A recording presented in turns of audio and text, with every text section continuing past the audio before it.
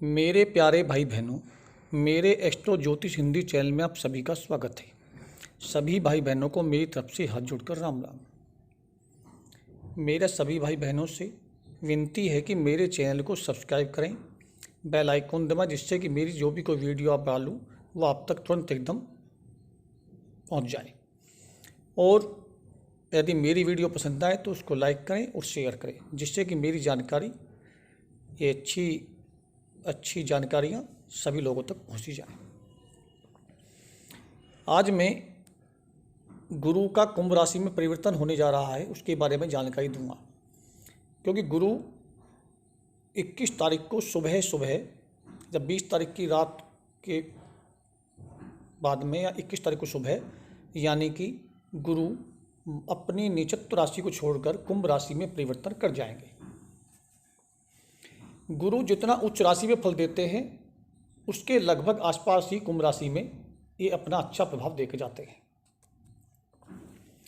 देखिए, गुरु एक जीव कारक ग्रह है। गुरु से धन, बुद्धि, संतान, ज्ञान, अध्यात्म, धर्म, इन सब को देखा जाता है। जिसकी कुंडली में मूल कुंडली जो होती है, जिसमें उसके गुरु अच्छे हैं, वो इन चीज़ों को प्राप्त कर लेता है, जो मैंने आपको भी बताई कारक तुम। और यदि मूल कुंडली में आपकी में कमज़ोर है तो इनके कहीं ना कहीं इस कारक जो मैंने आपको बताए हैं, इनमें कहीं ना कहीं कमी देखने को मिलेगी। तो गुरु जब भी गोचर में आते हैं तो दूसरे, 5वें, 7वें, 9वें और 11वें, यानी कि दूसरे भाव में जब गोचर करते हैं अच्छा फल देते हैं, 5वें भाव में जब गोचर करते हैं अच्छा फल देते हैं, 7वें भाव में चलते हैं जब अच्छा फल देते हैं, 9वें और 11वें भाव में जब ये गोचर करते हैं तो अपना अच्छा भाव दे कर जाते हैं, यानी कि इन भावों में बढ़ोतरी प्रदान करते हैं। परंतु 3, 4, 6, 8 और 10 और 12वें भाव में जब ये गोचर करते हैं तो ये जहाँ पर अपनी दृष्टि डालते हैं वहाँ का प्रभाव अच्छा देते हैं, परंतु जिन भावों पर ये गोचर करते हैं उन भावों से थोड़ी उनको कमी, उन भावों के कारकत्व में थोड़ी कमी आ जाती है। तो इसी प्रकार से कुंभ राशि वालों कुंभ राशि में गोचर करने जा रहे हैं। और मैं आज मेष से कन्या राशि तक 6 राशियों के बारे में जानकारी दूंगा। पार्ट नंबर 1 है ये मेरी वीडियो, और पार्ट नंबर 2 मैं कल वीडियो डालूंगा, जिसमें मैं तुला से लेकर मीन राशि तक का प्रभाव क्या रहेगा गुरु का कुंभ राशि में गोचर करने पर, ये मैं बताऊंगा। आज मैं मेष से कन्या राशि वाले को जानकारी दे रहा हूँ। देखिए, मेष राशि वालों के लिए मेष राशि वालों के लिए ये 10वें भाव को छोड़कर एकादश भाव में जा रहे हैं, यानी कि कुंभ राशि में एकादश भाव जो कुंभ राशि बैठती है उसमें ये गोचर करेंगे। यानी कि ये गोचर इनके लिए बहुत अच्छा, प्रभावशाली और बहुत बेहतरीन होने जा रहा है, क्योंकि आपका भाग्य इस लाभ भाव में परिवर्तन करने जा रहा है निश्चित राशि को छोड़कर। 11वां भाव किस चीज़ का है? देखिए, 11वां भाव आपकी सर्व मनोकामना पूर्ण करता है, लाभ का है, आय का है, बड़े भाई बहनों का है, मित्रों का है। तो इसी प्रकार से 11वें भाव में जाने पर ये आपकी सर्व मनोकामना को पूर्ण करेंगे। आपको लाभ प्राप्त होगा, आपकी बड़े भाई बहनों से लाभ प्राप्त होगा, आपकी आय के आमदनी के स्रोत यानी कि नए नए प्रकार के बढ़ेंगे, आमदनी बहुत अच्छी बढ़ जाएगी आपकी। आपको मित्रों से बहुत लाभ होने वाला है।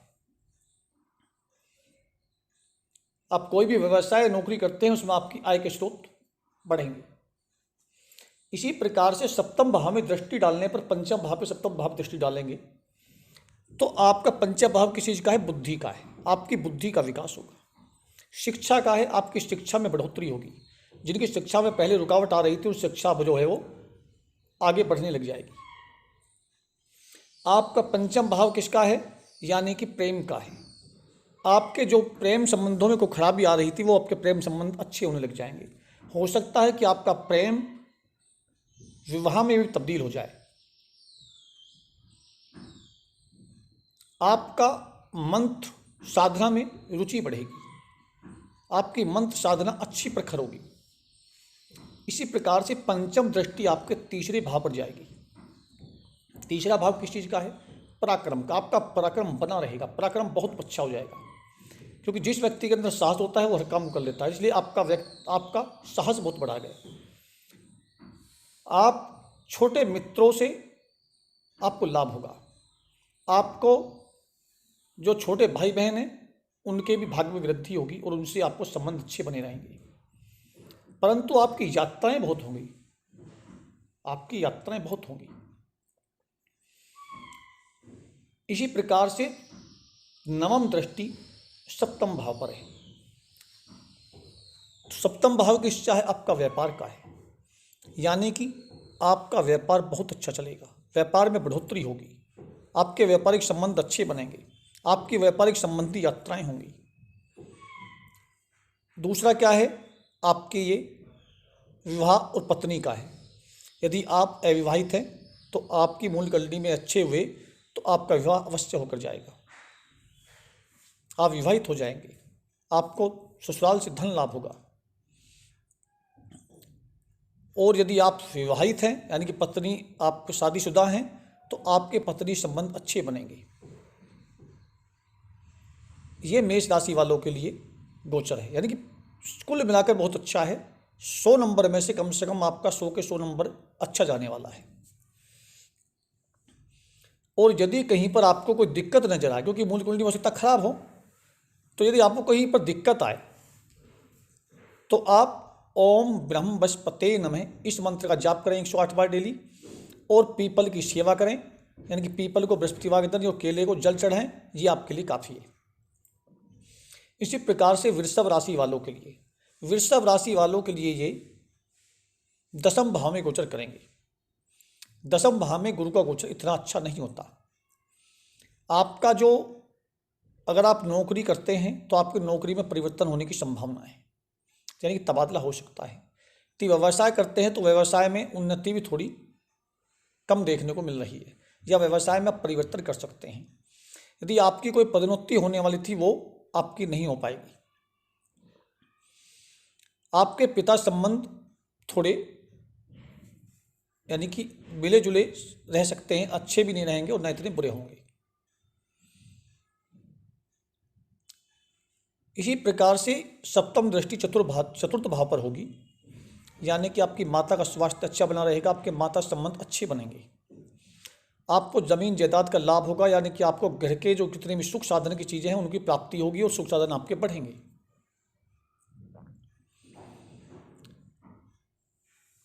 यदि आप सत्ता में हैं तो आपको जनता का सहयोग मिलेगा और चुनाव जीत कर आएंगे।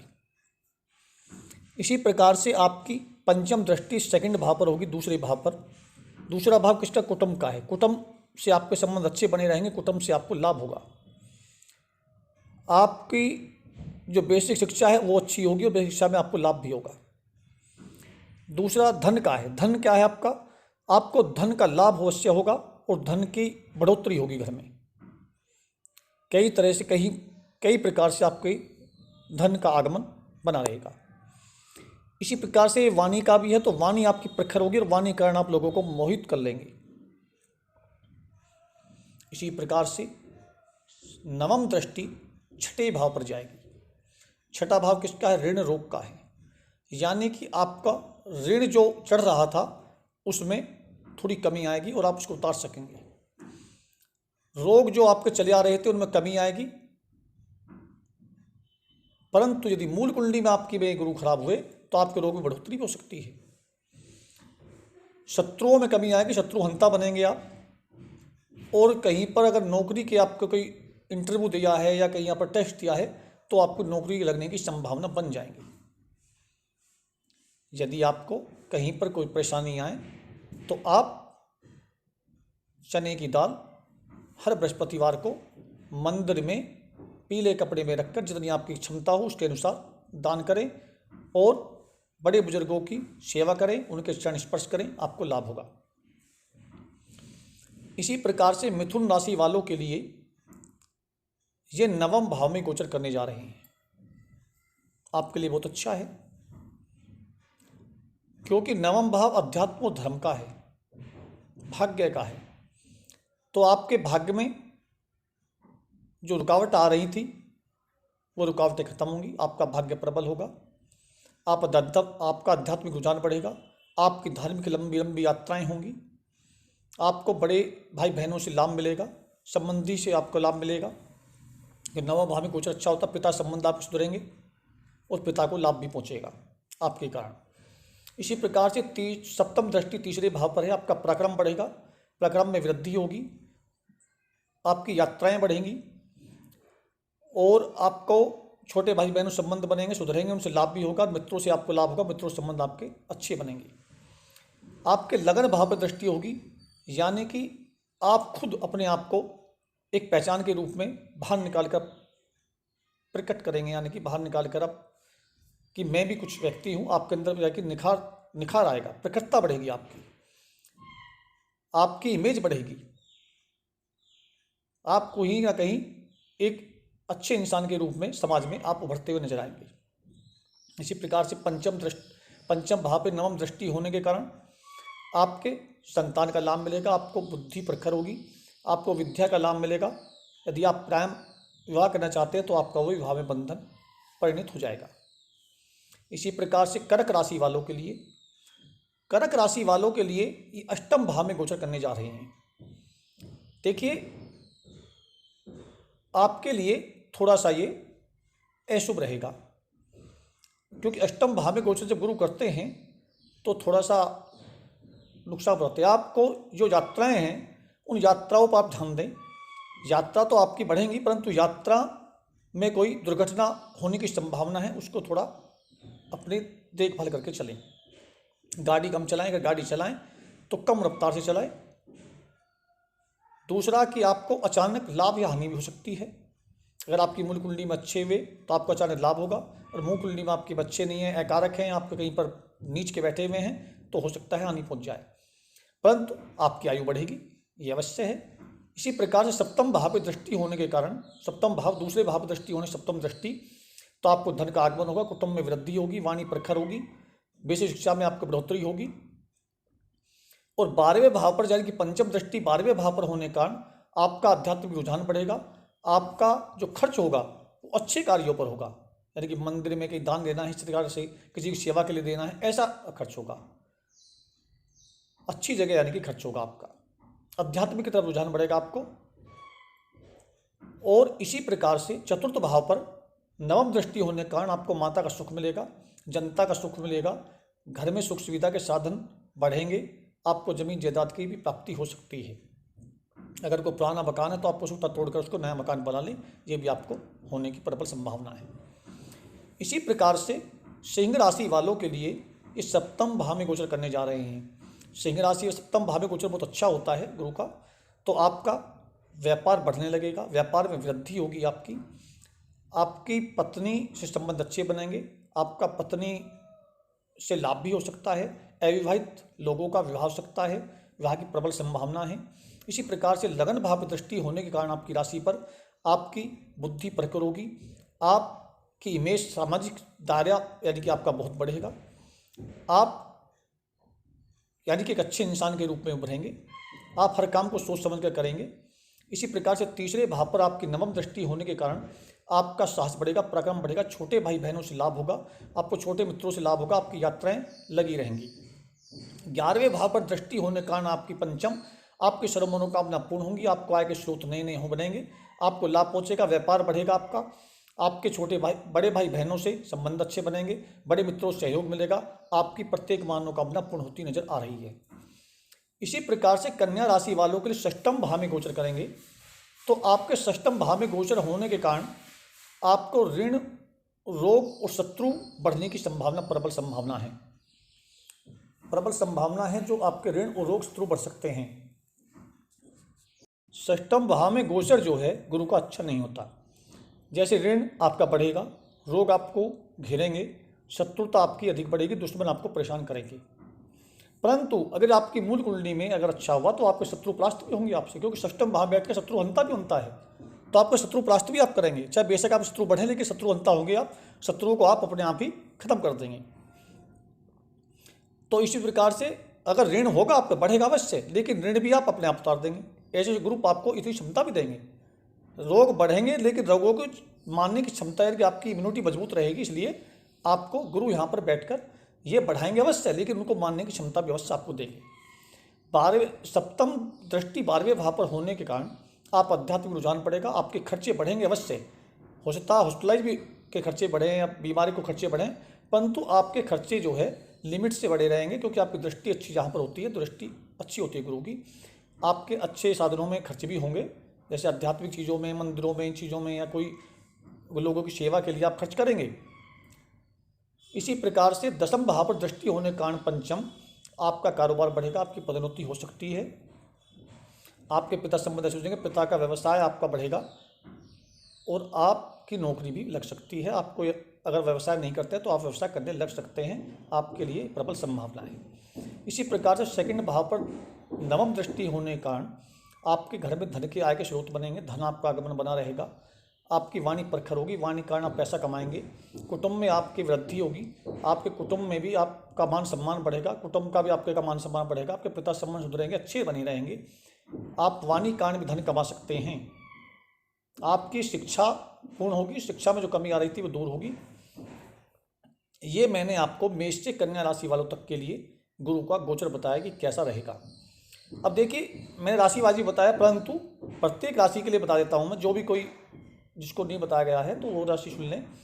मैं कहता हूँ कि प्रत्येक राशि वाले एक मंत्र का जाप करें, ओम ब्रह्म बृहस्पते नमः। इसका जाप करें 108 बार। अगर नहीं कर सकते तो ओम नारायण नमो नमः, आप इसका 108 बार जाप करें। अगर आपने ये 108 बार जाप किया और केले की और पीपल के पेड़ की बृहस्पति वागदेव को जल दें, सेवा करना जल ही होता है। जब कोई मंदिर की सेवा करें या किसी पंडित को कोई खाने को केले वगैरह दें या कोई उसको धन दें, तो आपके बृहस्पति मजबूत होंगे। नहीं तो आप मंदिर की सेवा करें किसी न किसी रूप में, आप साफ सफाई करें मंदिर में, ये भी आप एक प्रकार से सेवा है। तो आप अच्छे कार्य करें और जो मैंने आपको उपाय बताए हैं उनमें से आप उपाय करें, आपकी मनोकामना अवश्य पूर्ण होगी। आपके बृहस्पति कहीं पर गोचर के अंदर को खराब फल दे रहे हैं तो आपको वो फल अच्छा देने लग जाएंगे। आप ये उपाय करें और ईश्वर पर विश्वास रखें। इसलिए सभी भाई बहन मेरे बताए हुए अनुसार उन उपाय को करें, अच्छे कर्म करें, तो आपको ईश्वर अवश्य अच्छा फल देंगे, परंतु करें विश्वास के साथ, क्योंकि विश्वास के साथ अगर कोई उपाय किया जाता है तो सबसे अच्छा माना जाता है, उसमें बहुत अच्छा होता है। अब मैं अपनी वाणी को विराम देता हूँ। सभी भाई बहनों को राम राम, धन्यवाद।